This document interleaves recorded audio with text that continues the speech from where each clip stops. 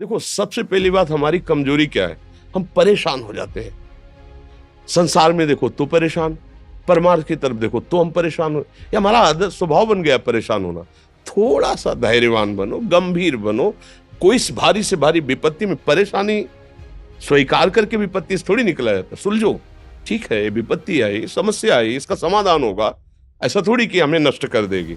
अगर अभी हमारी बड़ी हानि हो जाती है, हम कल इससे बड़ा लाभ प्राप्त कर सकते हैं। हमको एकदम बिल्कुल गंभीर रहना है, इतने कमजोर नहीं बन जाना। अब वो गए तो क्या होगा, अब वो वस्तु गई तो क्या, पद गया तो क्या होगा। प्रयास किया था, ये पद मिला था, इससे बड़ा पद प्राप्त करूंगा, मैं इससे बड़ा महान बनूंगा। ठीक है, एक बार गिर गया, गलती हो गई, दंड भोगूंगा, फिर इससे ज्यादा संयम में रहूंगा। बिल्कुल मतलब एकदम फ्रेश दिमाग रखना चाहिए। पर अपने लोग क्या है, जरा सी बात में एकदम पचड़ा कर लेते हैं, एकदम कमजोर हो जाते हैं। ये बिल्कुल ठीक नहीं है। हम जीवन भर की यात्रा की बात कह रहे हैं, भारी से भारी कष्ट में भी मुस्कुराना, तो हमें बल मिला है, हमें भगवान की कृपा का दर्शन हुआ है, हमें उनका दुलार दिखाई दिया है। अगर ऐसे तो भाग जाते, फिर परमार्थ में थोड़ी चलना होता है। आज जो आप सुन करके लाभ लेने की चेष्टा कर रहे हो ना, ये केवल प्रवचन नहीं है, ये जीवन है। अगर ये जिए ना होते ना, तो ये इसका प्रभाव नहीं पड़ता, फिर वाणी का प्रभाव नहीं पड़ता।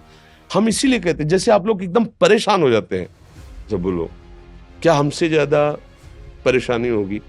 दोनों किडनी खराब, दवाई लाने के लिए पैसे नहीं, पानी रखा है हम उठ के पी नहीं सकते, भीषण शरीर में कष्ट, भीषण बुखार, क्योंकि किडनी फेल, जरा में बुखार, खाने को क्या, रोटी मांग के लाओ। अगर वहां सब्जी मिलती है तो लाल मिर्च ऐसी पड़ के मिलती थी कि वो पा नहीं सकते थे। आप सोचो, पानी लाना है तो मुझे लाना है, पीना है तो मुझे पीना है। अगर मैं हारता तो कहां पहुंच जाता, क्या स्थिति होती? नहीं, मरना है, पर कदम पीछे। कोई दिन ऐसा नहीं जिस दिन सेवा ना की हो, जिस दिन सेवा ना गए हो। गुरु जी की सेवा में जाना है, पहले अपने को स्वस्थ साबित करना है, नहीं वो सेवा नहीं लेंगे।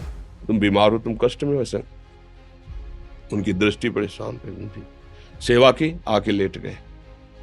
फिर हिम्मत की, अपनी श्री जी की सेवा की, मधुकरी नहीं गए, 3-3 4-4 दिन भोजन नहीं गए, पर सेवा नहीं छोड़ा, दिनचर्या नहीं छोड़ी। और उसका प्रधान कारण संयम, ब्रह्मचर्य, भगवत आश्रय, नाम जप, कभी हारने नहीं दिया। अभी भी थोड़ी देर बाद डायलिसिस शुरू होगा, हारने, आपको हारे हुए नजर आ रहे हैं। शरीर में पीड़ा है, किडनी फेल है, ऐसा तो हम स्वस्थ बैठे हैं, पीड़ा है, बार बार प्यास लगती है, थोड़ा थोड़ा पानी मिलता है, लेकिन हम आनंदित हैं, हम प्रसन्न हैं। हम लड़ाई में हारे नहीं हैं, ना हारेंगे, हम जीत चुके हैं।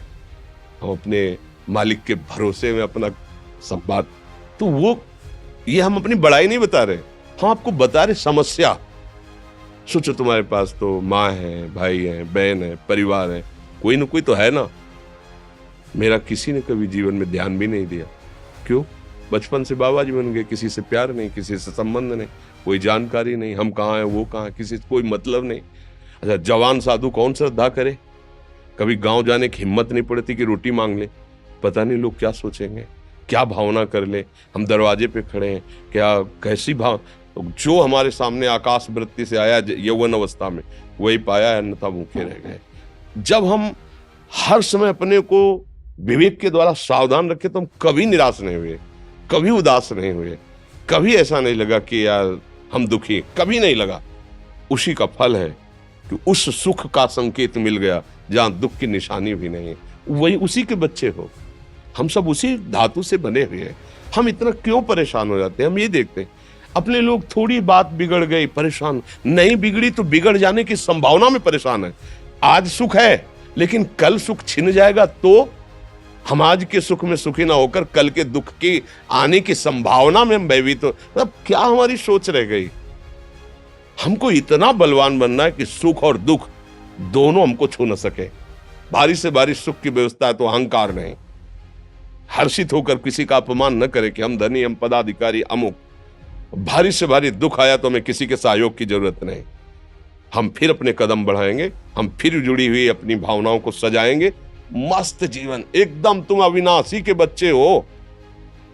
शेर का बच्चा भेड़ों के बीच में फंसकर म्यों म्यों बोल रहा है, बस अगर दहाड़ना सीख जाए तो कोई भी उसे परास्त नहीं कर सकता।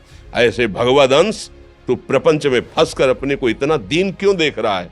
तू ऐसा है कि भगवान के दिव्यास्त्र में भी ताकत नहीं तेरे को मार सके। तू अविनाशी का अविनाशी बच्चा है। विनाशी भोगों को, विनाशी शरीर को मैं मान के इतना भयभीत, इतना दुख ठीक नहीं। ये सबके लिए, केवल एक के लिए नहीं। आप समझो, आप लोग सोचते हैं हम गृहस्थ होकर भला ऐसी स्थिति कैसे। जनक जी सुखदेव जी के गुरु हैं और राजा हैं, महल है, रानियां हैं, नौकर है, चाकर। क्या सुखदेव जी जिनके शरीर में लंगोटी भी नहीं है, दिगंबर, परमहंस के गुरु हैं जनक जी जो राजा हैं। समझो, आप ऐसा ना सोचे कि हम नौकरी कर रहे हैं, हम संसार में, हम गृहस्थ हैं, हम आध्यात्मिक की ऊंचाई पर नहीं चढ़ सकते। नहीं, आप एक सरकारी नौकरी या आप किसानी या व्यापार करते हुए आप एक अध्यात्म की ऊंचाई में चढ़ सकते हैं। और अध्यात्म ही है जो तुम्हें इस माया के दुख सुख से ऊपर उठा सकता है। दूसरा, चाहे जितनी संपत्ति आ जाए, आप सुखी नहीं हो सकते। सब देख लो, आंख खोल के देख लो। अध्यात्म ही है जो तुम्हें हर कष्ट सहकर मुस्कुराकर जीने का रास्ता बता देगा कि आप आनंदित हो जाओगे। कुछ नहीं बिगड़ा। अध्यात्म है तो कुछ नहीं बिगड़ा, अध्यात्म नहीं है तो कुछ नहीं बना, कुछ हाथ नहीं लगने वाला।